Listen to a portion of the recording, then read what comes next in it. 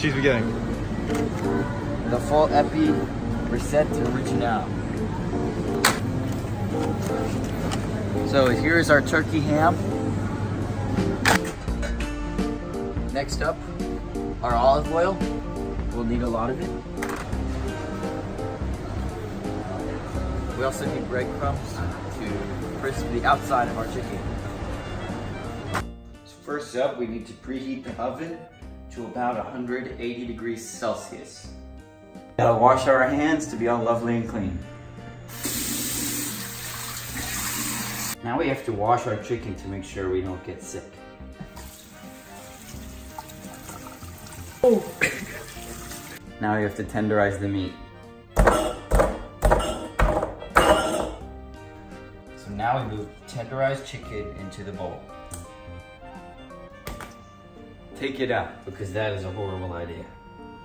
Now we need to bread the chicken.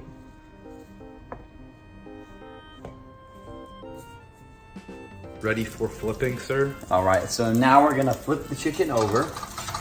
Now be careful, because the hot oil could burn you when you flip it. After pan frying is complete, you need to toss it into a new bowl that has not had raw chicken in it. So now that we're done with pan frying, we need to put the cheese, ham and the cheese wrapped around each other. You're gonna put it down in the chicken and wrap the chicken around the ham and the cheese to make the Cordon Bleu base.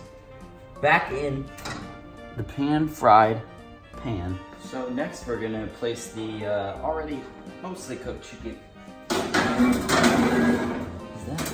into the oven. After about 10 minutes, you get it out of the oven and share it with friends and loved ones. But since I have no friends and was recently disowned, thanks, I'll eat it by myself.